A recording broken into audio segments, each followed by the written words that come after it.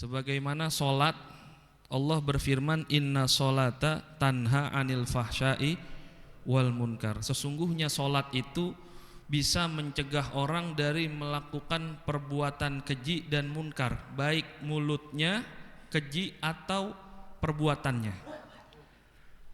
Tapi ada orang yang solatnya rajin Ustadz, tapi mulutnya masih keji. Bukan salah solatnya, salah orangnya. Berarti bisa jadi dia solat cuman jungking-jungking doang kalau kata orang Betawi, cuman sujud bangun, nggak meresap ke dalam hati solatnya. Karena kalau orang solatnya khusyuk sekali aja, insya Allah jadi orang baik, dia nggak bakal nyakitin orang. Tapi kalau orang yang solatnya cuman fisik doang, jasadnya sujud, cuman hatinya kemana tahu. Palanya sujud ke tanah, harusnya kan orang kalau palanya sujud ke tanah kan nggak bakal sombong. Kenapa? Tanah ini kan buat kaki, jidat nempel ke tempat kaki, harusnya dia rendah hati. Ini sholat tapi sombong. Nah, berarti ada yang salah dengan sholatnya, bukan sholatnya yang salah. Karena kata Allah tuh sholat itu mencegah perbuatan keji dan munkar. Kalau begitu nggak usah sholat Ustaz. Jangan sholat walaupun masih bader sholat, walaupun masih sering maksiat sholat. Karena ada riwayat di dalam syarah kitab Jauharatul Tauhid, ketika Rasulullah bersama para sahabat, ada satu pemuda lewat. Sahabat ada yang nyeletuk, ya Rasul, ini pemuda sholat bareng kita nih, tapi sholatnya bareng sama kita, tapi kalau maksiat jalan, maksiat diem-diem dan orang pada tahu, tapi kalau jamaah bareng di belakang Rasul. Cuman ya nanti selesai sholat dia masih sering mabok, masih judi, masih kadang zina. Apa jawaban Rasulullah SAW? Pasti suatu saat sholat yang dia kerjakan bersama saya akan mencegah dia dari perbuatan keji dan munkar. Gak lama Rasul ngomong begitu, seminggu 2 minggu ternyata pemuda yang tadi benar, taubat kepada Allah, gak maksiat lagi. Tandanya apa? Tandanya dengan istiqomah sholat bisa langsung Allah angkat derajat kita lantaran keberkahan sholat. Jadi jangan sampai ditinggal kalau sholat. Mau masih bejat, mau masih gak bisa ninggalin maksiat, masih sering mulutnya lemes, masih sering nyakitin orang, kalau sholat tetap sholat. Mudah-mudahan dengan keberkahan sholat Allah subhanahu wa ta'ala hilangin keburukannya. Sama seperti kisah tuh yang masyhur, ada 2 orang, yang satu baik banget, yang satu tuh rajin bantu tetangga, sering bagi duit orang, dermawan, sering bantu orang, baik pokoknya sama semua orang, tapi kagak sholat. Yang satu rajin sholat, rajin ibadah, tapi koret, tapi pelit sama tetangga, kagak negor, kagak bagi makanan. Tapi kalau makanan sama dia diterima, bagi kagak.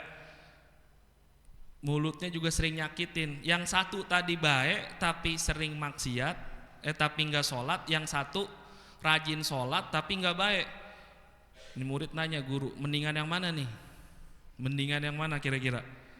Mendingan yang sholat tapi nyakitin, apa yang kagak sholat tapi baik sama orang? Kira-kira mendingan mana nih? Lebih utama mana? Hah? Yang sholat.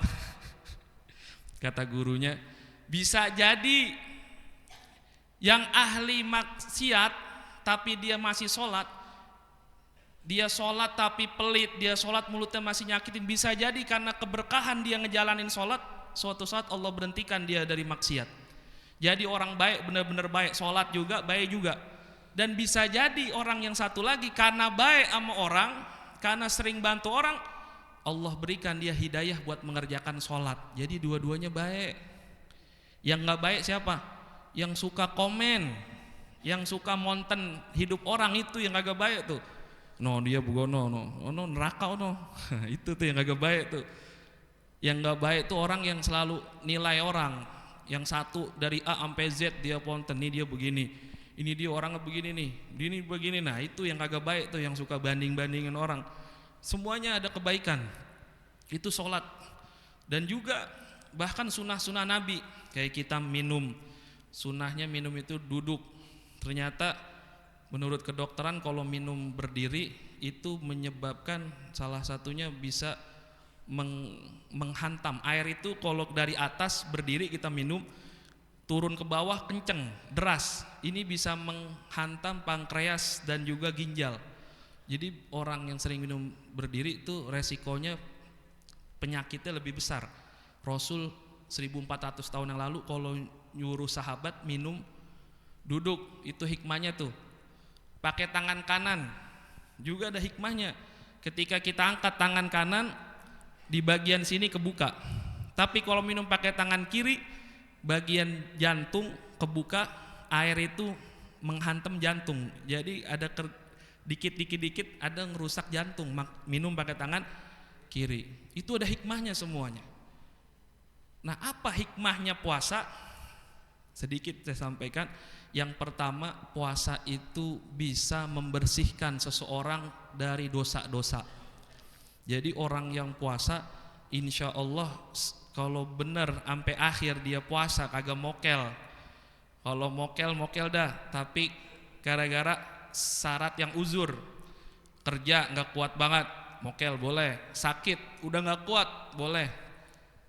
Kalau dia lapar dikit ke warung Padang, aus dikit ke warteg, ini namanya bukan uzur syar'i, ini namanya emang kagak niat. Emang kagak niat. Kan boleh kagak puasa kerja boleh, tapi kan syaratnya apa? Syaratnya malam niat puasa, terus syaratnya dia sahur. Kalau memang bangunnya jam 7 terus kagak puasa, itu emang udah kagak niat, dia emang udah kagak niat puasa. Allah ampunin dosa-dosanya. Maka rugi orang yang lewat bulan puasa nggak mendapatkan ampunan dari Allah Subhanahu wa ta'ala. Dan yang kedua, puasa ini bisa bikin sehat. Ini bukan kata saya juga riset kata kedokteran tuh 11 bulan apa yang kita makan, apa yang kita kerjakan itu di 1 bulan, di bulan suci Ramadan itu bisa membersihkan badan kita dari penyakit dan dari racun. Itu hikmah puasa belum seberapa. Yang ketiga apa? Yang ketiga bisa bikin lebih bersyukur kepada Allah. Kalau hari-hari biasa tuh air segelas nggak ada harganya, tapi kalau bulan puasa tengari-ngari, panas, aus, air dingin sebotol kira-kira berharga apa enggak? Berharga. Maksudnya biar apa? Biar kita bisa menghargai makanan dan bisa tahu bagaimana rasanya saudara kita di Palestina tuh nggak makan bagaimana. Bisa tahu rasanya lapar, 11 bulan kagak pernah kelaparan, duit ada, nasi beras banyak di rumah, nggak pernah kelaparan, tapi dipaksa oleh Allah di bulan suci Ramadan, mau berapa banyak pun duit dia, wajib yang namanya puasa, biar tahu rasanya lapar, biar bisa menghargai makanan. Karena na'udzubillah sering saya kisahkan kisah ini, ada suatu qaryah, kampung ini orang-orangnya sangat sombong karena memang Allah limpahkan kekayaan di kampung itu. Jadi sekampung kaya semua. Saking kayanya ada emak-emak nyebokin bocah pakai roti. Bocah buang air besar, nyeboknya pakai roti, saking sombongnya tuh, saking gak menghargai nikmat yang Allah berikan. Akhirnya apa? Allah angkat keberkahan di kampung itu, dijadiin kampung itu jadi kampung yang paling susah. Sampai ibu-ibu yang tadi tuh yang nyebokin anaknya pakai roti, dia ambil lagi rotinya, dia bersihin kotorannya, dia makan sama keluarganya. Apa kata ulama? Idza kunta fi ni'matin far'aha. Kalau engkau berada di nikmat Allah, maka jaga nikmat itu. Kenapa? Karena nikmat kalau udah pergi jarang dia balik lagi. Maka di bulan puasa ini kita bisa menghargai makanan, bisa menghargai rasa lapar, biar tahu rasanya bagaimana jadi orang yang kagak bisa makan. Biar kalau ngelihat orang yang di pinggir jalan yang kelihatannya lapar, Ustadz itu mas sekarang orang minta-minta bohongan, mau dia bohongan kayak mau dia beneran. Kalau kata Nabi, kasih. Kalau emang dia minta-minta, kita yang dipinta haknya apa? Kasih. Walaupun turun dari kendaraan yang mewah, ada orang naik mobil Pajero, turun tahu-tahu ngemis, kasih 2.000. Tapi kita jangan Jangan minta-minta. Kenapa? Karena orang minta-minta itu nanti datang di hari kiamat wajahnya nggak ada dagingnya. Kenapa? Karena nggak punya malu waktu di dunia. Dan dari minta-minta itu nggak ada keberkahannya. Jadi seperti itu. Dan masih banyak hikmah-hikmahnya. Insya Allah kapan-kapan kita lanjutkan.